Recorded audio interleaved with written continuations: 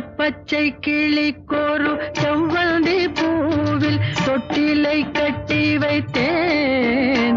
அதில் பட்டு தூகிலுடன் அன்னச்சிறகினை மெல்லன இட்டு வைத்தேன்.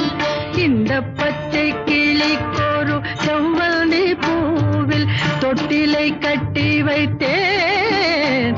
அதில் பட்டு தூணிலுடன் அன்னச்சிறகினை